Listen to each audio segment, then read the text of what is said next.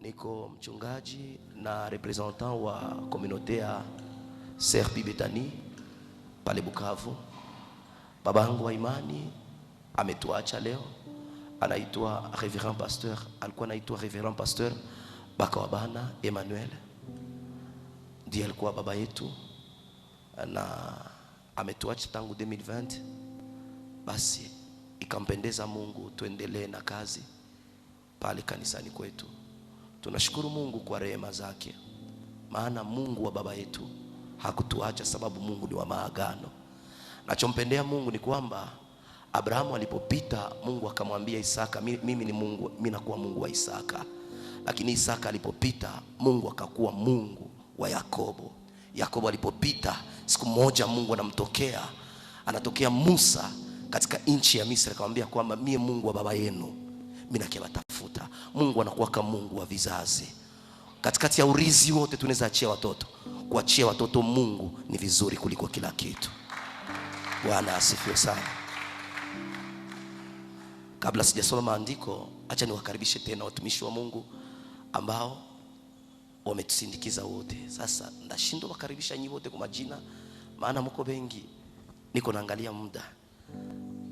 Msimame niwakaribishe nyote ambao mmenisindikiza. Naona mko taifa kubwa. Msimame nyote, msimame tu. Bwana Yesu asifiwe sana. Naamini na wengine watakuja kesho. Bwana asifiwe sana. Tuna shukrani ya upekee kwa mama na uongozi wa kanisa kutukumbuka sisi watumishi wadogo, kutuita tufundishe kwenye madhabahu hii. Tuna heshima ya madhabahu hii, lakini pia tunawaheshimu kama watumishi wa Mungu ambao umeturuhusu kusimama hapa, na tunawaahidi kama tutaitumia vibaya, tutaitumia kwa ajili ya utukufu wa Mungu. Bwana asifiwe sana. Naona Chikuru na Chito nao hapa mnakomala. Karibu sana. Watoto wetu hawa mshimame kwanza. Walikuwa kanisa yetu ya Brasserie, mungana wakumbuka. Mungana kumbuka walikuwa kanisa yetu ya Brasserie. Mnazeka. Mama, Mungu akubariki kwa kazi umefanya. Kweli Mungu akubariki. Bwana asifiwe sana. Bila kawia tutasoma maandiko matakatifu. Tuko katika kitabu cha Esther sura 4:16. Tunasoma katika jina la Yesu. Uende ukawakusanye Wayahudi wote waliopo hapo Shushani, mkafunge kwa ajili yangu, musile wala kunywa muda wa siku 3, usiku wala mchana. Nami na wajakazi wangu tutafunga vile vile. Kisha nitaingia kwa mfalme kinyume cha sheria, nami nikiangamia na niangamie. Basi Mordekai akaenda zake, akafanya yote kama vile Esther alivyomwagiza. Amen. Bwana asifiwe sana. Tukae chini. Nilipokuwa naomba Mungu kwa kuandaa mpango huu, ndani ya roho yangu nimeona kitu kimoja. Nimeona kama niko na sijue hii walikuwa natia kwa moto zamani kwenye mkono, flambo. Lakini sasa nikaona niko na patia kila mtu ile flambo, moto inawaka. Na sasa nikaanza uliza Roho Mtakatifu, ni nini hii? Roho Mtakatifu akaniambia kwamba nimekuleta ndani ya nyumba hii, ni nyumba yangu, naijua na mimi naiheshimu. Lakini nimekuleta hapa uache na washa moto ya maombi hapa. Maana ile moto ya maombi itakapowaka katika nyumba hii, ile moto ya maombi itavunja madhabahu nyingi za uharibifu ndani ya mji huu. Lakini si vile tu, lakini pia itawaleta watu walio mbali na watu walio karibu kuingia katika nyumba hii. Bwana asifiwe sana. Kwa hivyo tupatane tu, hii moto tuiwakishe, isizimike. Hii moto hata maombi kisha muendelee naomba. Naongoza kanisa la Serpi Betani Bukavu Siwezi wewe tukosa maombi, tushakuwa msiku ngapi? Lakini mimi na kama tunaishi maombi. Tunaishi maombi. Na ile mji wote wa Bukavu leo, ukitaka maombi, batu yuko na address, uende kuseri Bibetani, banaomba pale. Mimi natakia hii nyumba ya Mungu, hii source de vie, watu mkwe na nyine ile address mwa imuje. Bakitaka kanisa banaomba kama Mungu, baki watafute hapa.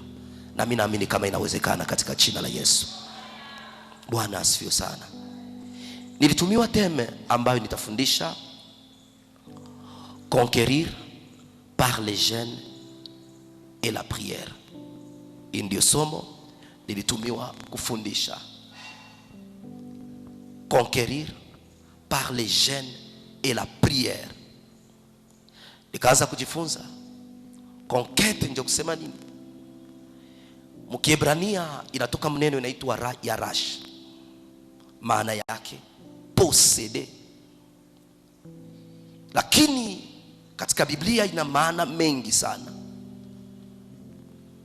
Fasi fulani inaitwa saisir, lakini ina maana nyingine déposséder. Maana yake kuna mtu alikuwa na kitu fulani kinyana miliki, lakini ukafanya conquête, ni kufanya nguvu mnyanganye kile kitu. Sijui hii maono imetoka wapi na isomo imetoka wapi, lakini ninachokiamini ni kwamba kila haki yako ambayo ilinaswa na ilibanwa na mtu yeyote wala ulimwengu wa giza, mwezi huu na katika mpango huu unakwenda kuunyanganya. Sema amena. Unakwenda kurudilia katika jina la Yesu Kristo. Bwana asifiwe sana.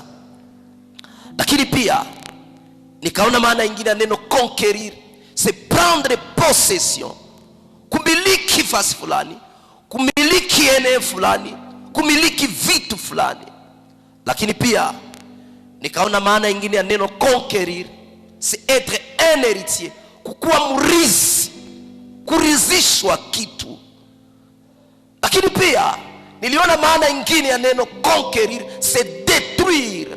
Kuna fasi kwenye Mungu amekupatia na kuna maeneo mengine ambayo Mungu atakupatia ambayo imeshamilikiwa na nguvu zingine, ambayo mbele uherite pale, utawale pale, unahitaji kuharibu miungu iliyotangulia pale ili wewe umsimamishe Mungu wako pale. Ndio maana katika mfungo huu na mpango huu wa maombi tutakwenda kuharibisha zile madhabahu zilizotangulia, zilizokuzuia kurithi katika jina la Yesu. Lakini pia niliona neno lingine, conquérir, ça signifie encore chasser, tutafukuza. Bwana asifiwe sana. Lakini pia niliona maana nyingine ya neno conquérir katika Biblia, s'emparer, se rendre maître. Ni kusema ya kwamba unaishi nafasi lakini hautawale, hauongoze. Mtu mwenye alifanya conquête ni mtu mwenye anafukuzaka kila utawala ilitangulia, yeye anashimama pale maître. Je, unajua kama kuna watu ambao hawako wa maître wa afya yao? Kuna watu ambao wanawakomande kwa mbali na kuharibu afya yao. Je, unajua ya kwamba mtu anaweza kuwa ndani ya nyumba na atawale ndani, mtu anaweza kuwa ndani ya kazi yake na atawale ndani? Lakini conquérir katika mwezi huu Mungu iko anatupeleka mviango ambao fasi kwenye tutatumika tutatawala. Mungu iko anatupeleka ambao fasi ambako mkartie kwenye unaishi utatawala. Hapana ile mambo ya kusema huko Mkristo, asi pastor nimekimbia ile kartie na jawa chawi sana. Hapana. Hii mwezi ni mwezi ya conquête. Tutatawala. Tutatawala. Niko nasema tutatawala. Niko nasema tutatawala. Na Mungu atatupatia mji wa Goma kwa jina la Yesu Kristo. Bwana asifiwe. Bwana asifiwe. Bwana asifiwe sana. Lakini kumiliki, conquérir, kuna urithi ambayo hauwezi rithi bila kutumia nguvu. Bila kutumia nguvu. Kuna watu wamemiliki fasi yako ambako unahitaji usimame, habata kuacha umiliki hivi hivi. Unahitaji kuconquérir. Wapendwa katika Bwana, mudomene ya maisha yenye unaevre ndani, habata kuachia nafasi umiliki wala utawale hivi hivi. kuko fasi kwenye itakulomba competence juu upate kuconquérir. Kuna fasi ingine itakulomba kutumia akili. Kuna fasi ingine itakulomba kutumia maombi. Kumbe ili uconquérir unapashwa utiliser des stratégies, na moja wapo ya mastratégie kubwa ya kuconquérir ni maombi ya mafungo. Ni maombi ya mafungo. Ni maombi ya mafungo. Unaweza kuwa na maamvimu maisha kusema nataka nitawale. Unaweza kuwa na maamvimu maisha kusema kwamba nataka nimiliki. Lakini fasi zingine kuna mashujaa wana nguvu kukushinda. Fasi zingine kuna watu walio na mamwaye kukushinda. Lakini kitu nachokiamini ni kwamba mwenye anapigaka magoti mbele ya Mungu hapige magoti mbele ya watu. Mwenye alijifunza kupiga magoti mbele ya Mungu anatawala. Anatawala. Bwana Yesu asifiwe sana. Ndio maana nikaanza elewa hivi. Kila siku nilikuwa naangalia iteme, mimi nauliza Mungu, unataka niseme nini mwa iteme? Nikaanza elewa hivi.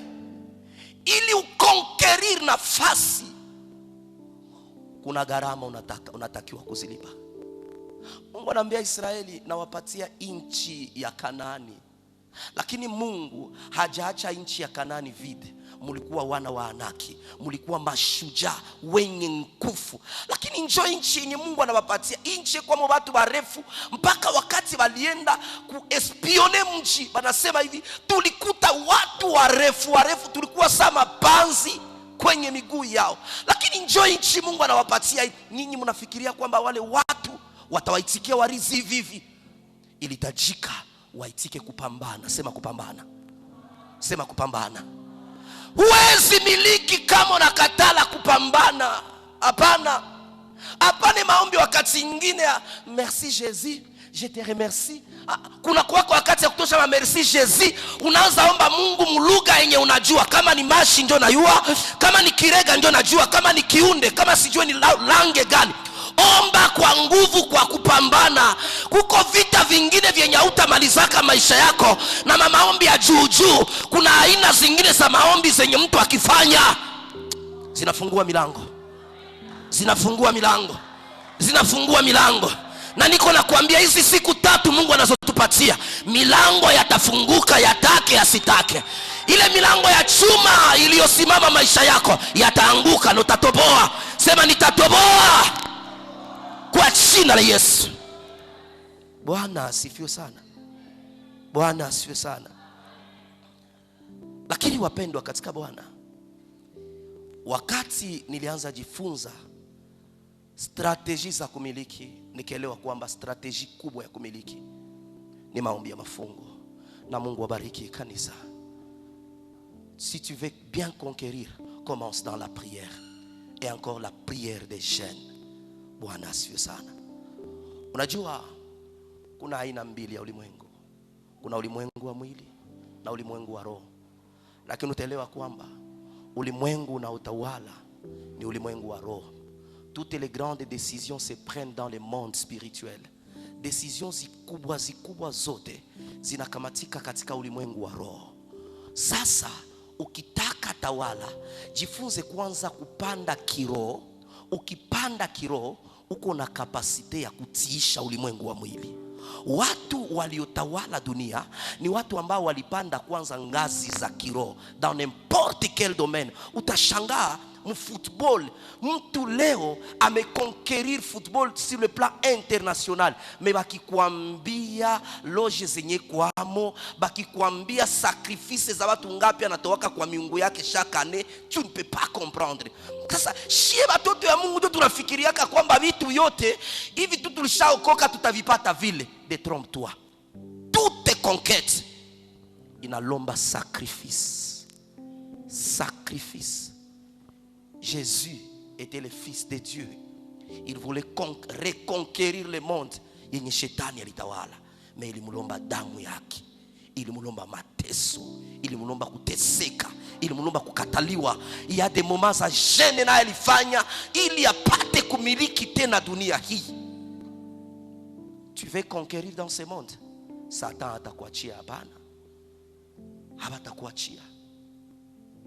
Tu es banquier, je ne sais plus, tu es commerçant, tu es technicien. Parce que mtu anaweza conquérir mu domaine zote za maisha. Unaweza conquérir dans ton domaine, unakuwa chef, unakuwa kichwa. Parce que promesse tuko nayo. Biblia inasema kwamba tutakuwa vichwa wala tutakuwa mikia. Unaweza anza mu domaine ya kanisa, tunaanza source de vie hapa. Mais Mungu anatupatia neema, tuna conquérir mji wa Goma mpaka watu wanaanza toka mbali, watu wanakuja hapa. Tunaweza conquérir mji wa Goma katika injili. Mtu anaweza conquérir mu domaine ya commerce. Unaanza na commerce ndogo sana, lakini pole pole kuna panda mpaka unaanza kujipatia jina ndani ya mji. Inawezekana wapendwa. Bwana asifiwe sana. Unaweza sasa mtumishi mdogo, huna jina, hakuna mtu anakujua. Mimi unaanza pole mpaka unapasua na kutoboa, jina lako linatokea mpaka wanasema ule na alitokea wapi ule. C'est une conquête aussi. Mudomene zote za maisha on peut conquérir. Bwana asifiwe sana. Maombi ya mafungo ni nini? Maombi ya mafungo ni nini? Moja, maombi ya mafungo ni mbegu ya kiroho unayoipanda ili uvune kesho. Maombi ya mafungo ni mbegu ya kiroho unayoipanda ndani ya ulimwengu wa roho. Hapana juu ya matokeo ya leo, lakini juu ya matokeo ya kesho. Kitabu cha Wagalatia sura 6:8, Biblia inasema hivi: maana yeye apandaye katika mwili wake atavuna uharibifu, bali yeye apandaye kwa roho atavuna uzima wa milele. Kumbe mtu anaweza panda katika mwili. Kuna kama mtu akipanda kukula sana anavuna unene. Mwenye anapanda kukula sana anavuna unene na magonjwa. Banaanza kumwambia usikule hii. Alipanda mkukula sana. Si ni kweli ile? Asante. Mnajua kama mwenye anapanda mkusoma vitabu sana anapataka connaissance? Mnajua kama mtu mwenye anapanda mkutumika sana anapaswaka njia? Lakini pia mojawapo ya mbegu za kiroho ambazo mtu anahitaji kupanda juu ya kesho yake inaitwa maombi ya mafungo. Kuko watu wanafikaka muavenire yabo, meavenire yabo iko vide sababu mupase yabo hakuna maombi walipandaka. Acha nikwambie, huwezi chezea mtoto wangu leo, maana kabla sijazaa nilikuwa na maombi ya mafungo kuambia Mungu, siku utanipa mtoto, ule mtoto mchunge, ule mtoto mfinike. Sasa ule mtoto anakomaa na kuna mbegu za kiroho zinazoitwa maombi ya mafungo, sina msindikizo. Kuna aina ya watu huchezei, maana maisha yao ina mbegu za kiroho zilipandwa na wazazi wao. Ni dada ameolewa, lakini unashangaa banataka chezea ndoa yake. Kila mwenye anataka chezea ndoa yake anapigwa. Kumbe siri yake, mpase yake, alipandaka mbegu ya kiroho ya maombi ya mafungo. Baba siaolewa leo, lakini niandalie mume. Baba siaolewa leo, lakini mume wangu mtengeneze hivi, umtengeneze hivi. Ile maombi anayomba mpreza inenda mungoya muavenire iko inamchunga. Yeyote mwenye atashimamaka anapambana na zile mbegu za maombi ya mafungo. Maombi ya mafungo ni mbegu tunayoipanda rohoni, inashimama ikituchunga. Wakati ingine wapendwa katika Bwana, tukikumbuka, tukiona vyenye vinafanyika muhuduma zetu leo, tunakuwa tunakumbuka mbegu za jana. Zile mbegu za jana za maombi ya mafungo. Tu vas être plus fort muhuduma yako kesho. Maombi ya mafungo leo. Pambana na maombi ya mafungo leo. Siku 4, siku 10, siku 12, maombi ya mafungo. Baba, kesho utakapoinua kanisa letu ulifanye hivi. Mungu, leo sijazaa lakini naanza ombea uzao wangu. Mungu, mimi nakuambia siku wale watoto watatokea, batakuwa mishale mwa hii dunia, wala hakuna mtu atabagusaka. Maana maombi ya mafungo ni mbegu mtu anayoipanda juu ya kesho yake. Unazala bafie leo, bangali badogo, unaanza panda mbegu juu ya maisha yao kesho. Angalia, usipopanda mbegu, adui atapanda. Adui atapanda. Ndio maana Biblia, hata tusingie Biblia, mshamba kama utiamo mimea na jote yake yopeke, na yenye taota itakuwa ya miba, yenye taota itakuwa ya kutesa. Lakini jifunze kupanda mbegu leo. Zile mbegu utakazozipanda kesho zitakupangusa machozi. Zitakupangusa machozi. Maombi ya mafungo ni mbegu. Ni mbegu unayopanda juu ya kesho. Unazaa mabinti wangali wadogo. Mungu, kumbuka mabinti wako mai salama. Niko na journée yangu moja msemeni, limoya msemeni, yenye nikala chini naombea watoto wangu. Mungu, hawajakomaa lakini watakapokomaa mbingu ziwakumbuke. Watakapoingia university wasome vizuri. Watakapomaliza masomo wapate kazi vizuri. Watakapokomaa Mungu wapatie wake wazuri, wapatie wanaume wazuri. Imeanza plus de 20 ans, chaque semaine mtu anafungaka juu ya uzao wake. Ule mtoto unaweza mchezesha wewe. Wewe unaweza chezesha ule mtoto. Siku moja niko nafuata pastor moya katika nchi yetu. Anasema ça fait plus de 22 ans mimi naombea kama bafie bangu waolewe. Nokaangalia wote wameolewa mandoa za mzuri za heshima. Chaque mardi inakuwa siku yangu ya mafungo. Batoto yangu tu. Mungu uzao wangu. Mungu uzao wangu. Mungu uzao. Ndio maana leo kanisa kuna shangaa, tunazala vitoto viduru, vitoto vinyabi habina mwelekeo, hatujui vinaenda wapi. Bana kwa kikuonesha ni kitoto kia pastor, unasema huyu afanani mtoto wa pastor. Pourquoi? Mu maisha yake hakuna mbegu ya maombi ya mafungo. Zile mbegu haziko. Leo njoo uanza tumika, anza ombea kazi leo. Kuata na siku moja msemeni, useme ya kwamba leo siku fulani ni siku yangu ya maombi ya mafungo, ya kuombea kitu fulani. Mungu kitu fulani. Mungu kitu fulani. Baba, hauyapata maaliko leo za kwenda Ulaya, za kwenda nini? Njoo siku ya kwanza tuombea hizi. Siku moja msemeni, nakula 18h. Mungu hii siku, Mungu iki tena nafika jeudi niko maombi. Nakuwa na siku yangu niko maombi. Ni mbegu zenye sitavuna leo, lakini pale mbele ziko zinatengeneza njia. Kuko watoto wenye hawezi chezea mu maisha, hapana. Kuko kazi zenye hawezi chezea maisha, hapana. Kuna madhabahu zinazozichunga zenye nguvu. Maombi ya mafungo ni mbegu ya kiroho. Bwana asifiwe sana. Ambia jirani yako, teseka leo ucheke kesho. Ambia jirani yako, teseka leo ucheke kesho. Lakini maombi ya mafungo, pili, ni gharama unayolipia. Ni gharama ambayo unailipa kiroho, ambayo unailipia wema wa Mungu maisha yako. Ni gharama unayoilipa. Ni gharama, c'est un prix à payer. Ni gharama unalipa juu ya wema wa Mungu ndani ya maisha yako.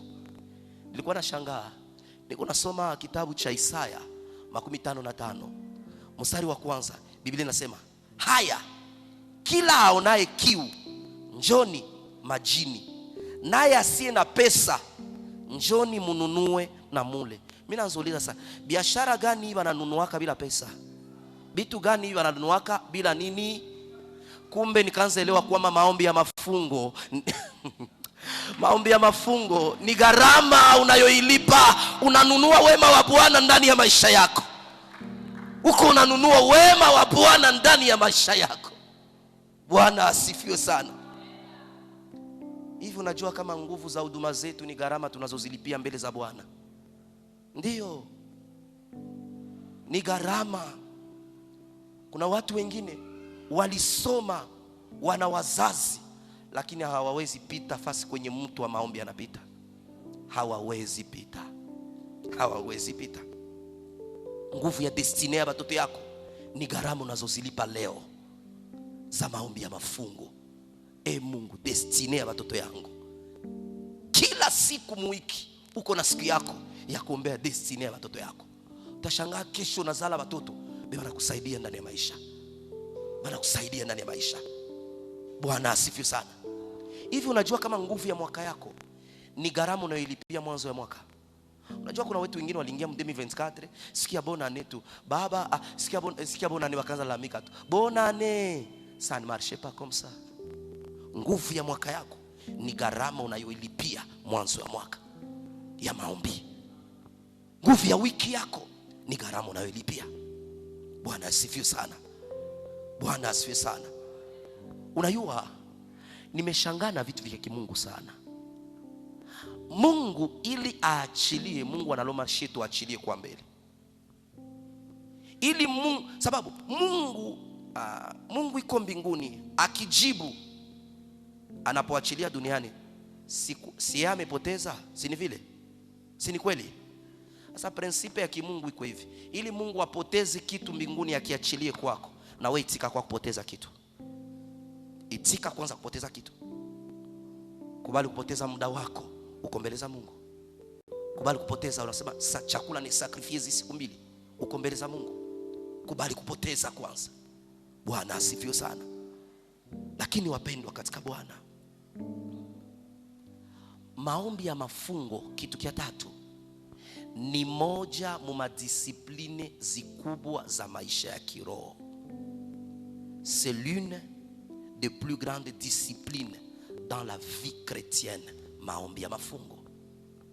Wapendwa, mu maisha ya kiroho muna discipline ya kwanza, kutoa. Unajua kuna mtu usichezea finance yake. Ni mtu mwenye kuna discipline mkutoa. Anajua kwamba siwezi kula moja yangu ya 10. Ni mtu ambaye anajua kwamba kila nikifanyikiwa napashinda mbele za Mungu kuleta shukrani. Kila Mungu alipotenda hivi, nitafanya hivi juu ya Mungu. Ni discipline. Unajua watu wenye wana distengaka kwa masomo ni watu wenye biko na discipline. Ukiona wanafunzi wenye na distinction banakuwa na discipline hata mkujifunza. Ukiangalia ba grand joueur mu dunia ni watu wenye biko na discipline par rapport ya wenzao. Kuna chakula zingine bakulaki, kuna masaa zenye banakuwa kabiko mu sport, bengine banalala biko mu discipline.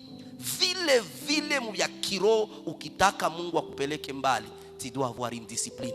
Na moja wapo ya discipline ni maisha ya mafungo. Nilisema discipline ya kwanza ni maisha ya kutoa. Sema kutoa. Jifunze maisha ya kutoa. Lakini pia discipline ya pili maisha yako ya kiroho itakusaidia kwenda mbali. Jifunze kuwa na discipline mulangaje yako.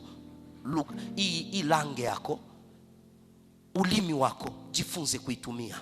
Hata kama vitu haviendeke leo, kuwa discipline kusema vitaendeka kesho. Ndio pale kwenye Biblia nasema kwamba aseme na mwenye ana kitu na atangaze tu kama iko na kitu. Aseme na tasa atangaze ni mama wa watoto. Maana ulimi mulimwengu wa kiroho inakuwa na kapasite ya kuumba. Mungu alipoumba aliumba kwa ulimi. Tunaposema maneno huwa tunasema maneno yatakayotokea ndani ya maisha yetu. Jifunze kuwa na discipline ya tatu ya kutii neno la Mungu mu circumstances zote. Mungu akisha sema. Wakati nilikuwa invité huko, sasa tuko tunasikia habari za Goma, tuko na boga. Nilikuwa na majuto mumini kwa sababu niende nisiende. Niko na ubiri ku radio. Mina shangala niko na ubiri ku radio. Mina panaka nimero yangu. Tuko na radio ya Serpi Betani pale Bukavu. Nafundishaka kila 19h magharibi. Na sasa niko na ubiri, nikapata nimero mwana nitumia message hivi. Bengine biko natuma mahitaji, ile nimero ananiambia inanitumia message hivi. Kuko safari ya injili yako mbele yako, usikatale. Niko nachunga mahitaji, huyu ananitumia ujumbe. Tena sema ni mtumishi wa Mungu, iko mbali ku village. Nikaanza elewa kwamba hii kanisa imechaguliwa na Mungu hii. Tangu ile siku nikaambia Kipetu, mwende mjibie kanisa mmambie ndakuya, sipendi maneno na Mungu. Mungu akisema tunakuwa kama discipline kusikia sauti yake. Bwana asifiwe sana. Bwana asifiwe sana. Bwana asifiwe sana. Discipline ya ine usishindwake maisha yako ni discipline ya jeune. Kuwa na discipline ya jeune maisha yako. Ukiipoteza jua huduma yako haina nguvu, inapotea. Bwana asiwe sana. Pastor, hivi ni faida gani tunazipata wakati tunafanya maombi ya mafungo?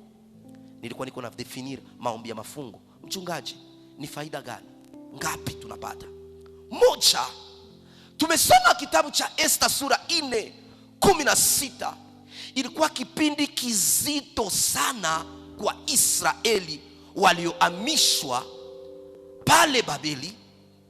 Mfalme Ahasuero, le roi Cyrus, alipotawala, kwa neema binti umoya Mwaebrania waliopelekwa uhamisho akajikuta anakuwa rene katika nchi hile, lakini alifichika kwao. Akainuka mtu mmoja anaitwa Hamani Mwagagi. Kumbuka, Waagagi ni wanani? Waagagi ni reste ya Waameleki. Kumbuka, Waameleki ndio waliofanya vita vya kwanza na Israeli walipotoka Misri, mpaka Mungu akawachukia na akasema hawatakaa katika kikao chake. Mfalme wa kwanza alipoingia Israeli anaitwa Sauli. Mungu akampatia misio ya kwanza, aende auwe Waameleki na bebe wa kunyonya, amalize kile kizazi.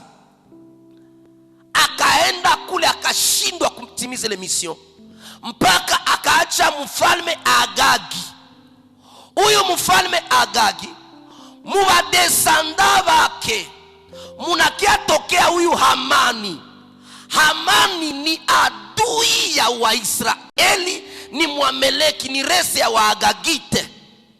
Waisraeli walipokuwa katika nchi ya Babiloni, akasema njoo wakati ya kujivanje hii, maana watu walitupigaka mjangwa. Pili, balituwaka wakati ya Sauli. Mmoja aliyesalia aliyekuwa anaitwa Agagi akazala wengine mpaka wakaenda ishi Babiloni. Sasa batoto ya Israeli walakia rizi vita yenye waliachiwaka na wazazi yao. Kesho ndakufundisha aina za vita. Kuna watoto wenye wanaishi vita za kurizi. Babako alishindwa maliza mabatae yake akakuachia hazo, zitakutosha jasho.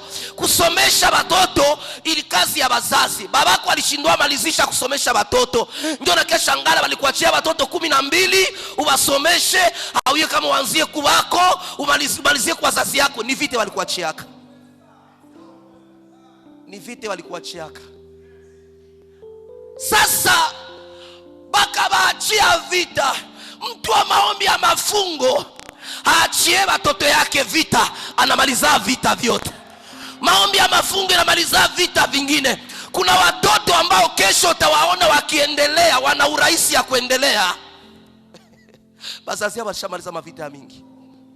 Kale ka garson ni kapasteri ya kanisa apata pale hae, kanifika pale hae. Bazazi yangu walishapigana vita za mingi, mimi niko na urahisi. Babako alikuwa anashinda kwa wafumu, wewe babako alikuwa anaishi mizimu. Sasa mie wangu alikuwa anaishi kwa magoti. Hatuna vita ya sawa. Kuna vita zingine bazazi yangu walishapigana wakamaliza. Hivi unafikiria shi wenye tuko na wakia mbele za Mungu hapa tuko sawa na wale wenye wiko kule nje? Kuna vita zenye tuko tunaangusha batoto wetu, kesho watakia kuchomokea. Hawana vita za mingi. Kwa jina la Yesu Kristo, hautaachia batoto yako vita. Hautaachia batoto yako vita kwa jina la Yesu. Zote utapambana mpaka wote watapona. Alipoinuka aliwatoshea kwa kisirani. Muniulize, muniexplique. Nyinyi hamjawahi kutafakari ae mwenye anakosea Hamani ni mtu umoya anaitwa Mordekai. Mordekai anasema Mr. huo umoya ndaua ndio taifa yote. Iko natalipisha nini? Mulituwa mjangwa. Tena Sauli akienda akatuua. Mungu akaambia Sauli uwa watu yote na bebe wa kunyonya. Sauli anakia analeta mfalme anaitwa Agagi, akamwacha mzima. Njo Agagi akazala uzao inakia toka mwaba wa amani huku mwisho. Shida alikuwa anatafuta kapata hapa wangili. Saa yenye Mordekai alikatala akasema sitaua Mordekai yepeke, ndaua kizazi yote. Akaandika mabarua, akalipa pesa Israeli wamalizike. Wapendwa katika Bwana, quelquefois muko munalala amujue adui zenu biko na payer prix gani juu muteseki. Amujue benzenu biko wanatembea mu mabiro gani juu bawashanjele maposte. Amujue sacrifices zenye benzenu biko wanafanya usiku na mchana kusudi mmalizike. Mama uko unalala mwele bunyumba, aujue Hamani prix gani zenye kwenda nalipa. Biblia inasema ya kwamba Hamani akaenda kwa mfalme akamwambia ndaweka kilo ya pesa mkonte yako, bora tu aba watu wakufe. Kuna watu wenye usiku na mchana ile poste yako yenye unokipe biko najiuliza tutamtosha pale namna gani. Kama ni masacrifice wengine kunajiuliza ule mama ndamtosha mwele unyumba namna gani. Siku moja mama fulani ananiambia hivi, aseme pastor, nilishafika mkiwango yenye naenda kumakaburi kulala na maiti juu ni bebe bwana wa watu. Meso naambia mama wa mkanisa akie lala ye mkanisa, ase vile kama kanisa vile inakuwa nini sasa? Abaweka rheumatism ishakuwa kutulalisha mwele makaro, inakuwa nini sasa ile? Mwenzako uko tayari kwenda lipa gharama kulala kwa makaburi juu ya bwanako, juu ya bwanako. Ndio maana unaitwa mtoto wa Mungu. Maisha ifanane ya mtoto wa Mungu, kuna gharama zingine umekatala kulipa. Biblia inasema Hamani akalipa pesa, mfalme akamwandikia mabarua wende. Akaenda, barua ziliandikwa. Mardoshana akiakuta na wanaandika barua, Biblia inasema kwamba bakapiga kura. Hapa nataka nifundishe kitu moja kiroho. Bakapiga kura, ile kura ikienda anguka kumwezi wa Nisani 12 mwa kwa Ibrania. Ukiangalia wakati yenye balikuwa ni kama mwanzo wa mwaka, bakapiga kura, ile kura ikaangukia ku 12 mwa. Batu wanavumilia ile miezi yote juu miungu yao iliwaonesha kama hii genocide munataka fanya inaweza kubaliwa mwa ile periode. Wapendwa, mulimwengu wa roho mnakuwa kama periode yenye vitu vinawezekana na facilite, na kuko wakati yenye vitu unaweza tafuta kuifanya unasikia ni kama mbingu zilifungwa. Sasa mulimwengu wa roho wakati walijifunza bakakia kuta kama ile periode ndio watakutanana na resistance.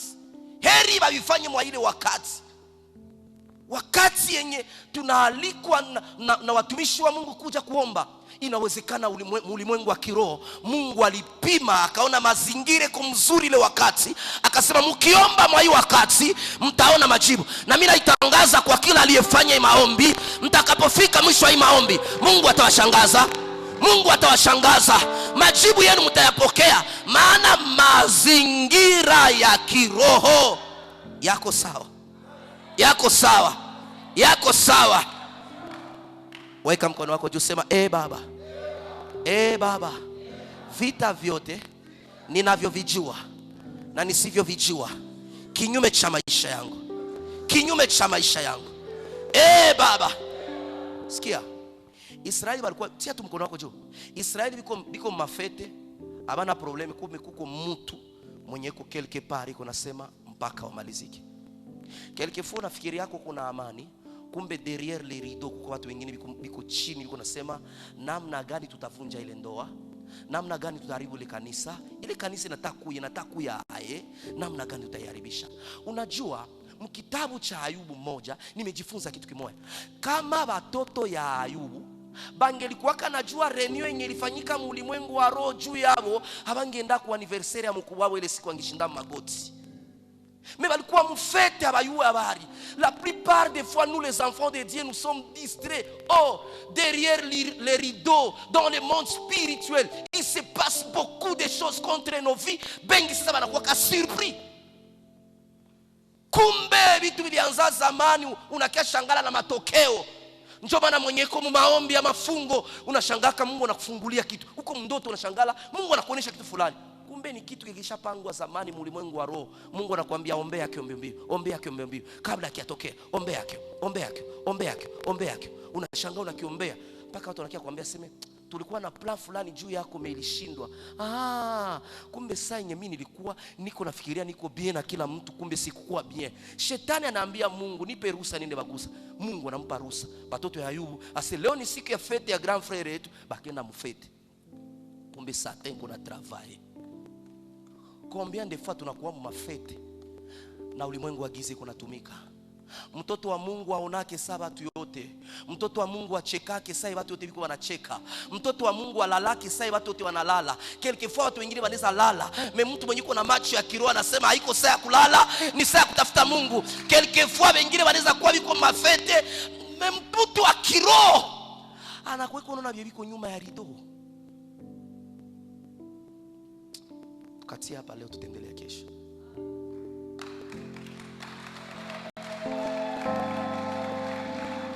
Nataka tufanye ombi moja kabla tuenda.